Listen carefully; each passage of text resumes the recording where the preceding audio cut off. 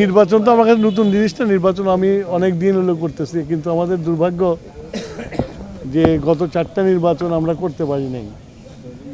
দীর্ঘ আন্দোলন সংগ্রাম করার পরে গণ অভ্যুত্থানের মাধ্যমে আজকে আমাদের নির্বাচন করার সুযোগ হয়েছে। সেই জন্য আমি আমার নির্বাচন এলাকা থেকে নির্বাচন মনোনয়নপত্র জমা দিয়েছি এবং প্রার্থী হয়েছে।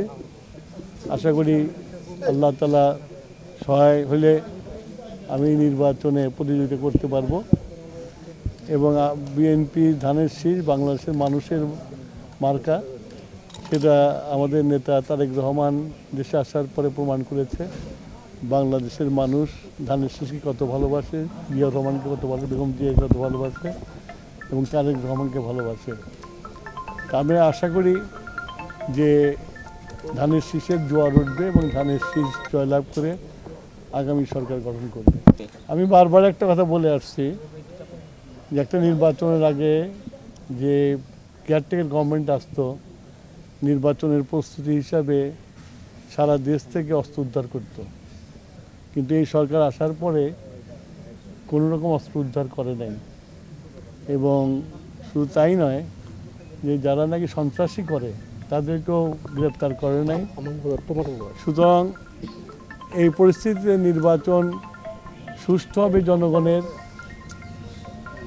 একমাত্র, যত বেশি মানুষ ভোট দিতে আসবে তত বেশি সুষ্ঠু হবে। তবে তারপরেও একটা ভয় থেকেই যায়, যেহেতু অস্ত্র এখনও উদ্ধার হয়নি। তো সেই জন্য আমরা সবার কাছে কোঅপারেশন চাবো, যাতে অস্ত্রধারীরা যাতে ঘুরতে না পারে। আর এখানে আমি তো সিরাজগঞ্জের অনেক পুরনো মানুষ, আমি এখানে নবীনরা আছে, তারা সবাই মিলে যদি চেষ্টা করে তাহলে নির্বাচন সুষ্ঠু হবে।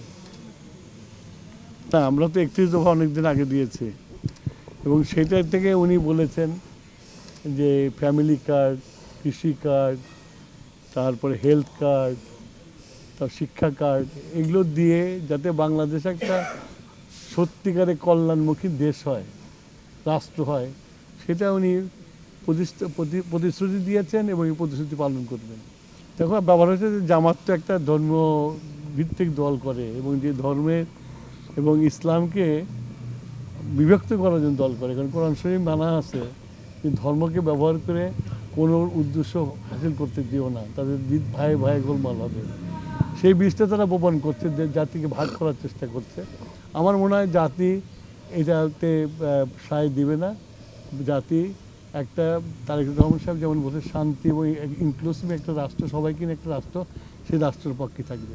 জি, আমি সিরাজগঞ্জের, আমার যেটা স্বপ্ন আর কি, সিরাজগঞ্জকে একটা সুন্দর শহর করার জন্য, এবং আমি যখন মন্ত্রী ছিলাম তখন করেছিলাম। সিরাজগঞ্জের যানজট থেকে শুরু করে সব বন্ধ করেছিলাম এবং সবচেয়ে বড় যেটা ছিল সেটা হলো কাটাখালী। আমরা সৌভাগ্যবান যে পৃথিবীর যত বড় বড় রাষ্ট্র আছে, শহর আছে, শহরের মাঝখানে একটা নদী বয়ে গেছে। আমাদের সিরাজগঞ্জের মধ্যে একটা নদী বয়ে গেছে। সেই নদীটা মানে বন্ধ হয়ে গেছিলো, আমি সেটাকে পুনরুদ্ধার করেছিলাম, পুনরুদ্ধার করে ওটাকে উন্নয়ন করেছিলাম। তো ওটাকে আরও সুন্দর করব এবং সিরাজগঞ্জের সবচেয়ে বড় যেটা প্রয়োজন ছিল সন্ত্রাসমুক্ত সিরাজগঞ্জ। সিরাজগঞ্জের শহরে যেন আর কোনো মা তার সন্তানকে না হারায়, এটা হলো আমার সবচেয়ে বড় প্রায়োরিটি। আর বাদ বাকিগুলো তো অর্থনৈতিক ওগুলো তো আছে, কিন্তু সবচেয়ে বড় যদি শান্তি যদি না থাকে, অর্থনৈতিক উন্নতি করে কোনো লাভ নাই। তো সিরাজগঞ্জ শহরকে একটা সুশৃঙ্খল শহর রূপান্তরিত করতে হবে, ক্রাইম ফ্রি শহর রূপান্তরিত করতে হবে, সিরাজগঞ্জ জেলাকে ক্রাইম ফ্রি করতে হবে। এটা যদি করতে পারি তাহলে অটোমেটিক্যালি সিরাজগঞ্জে উন্নয়ন হবে।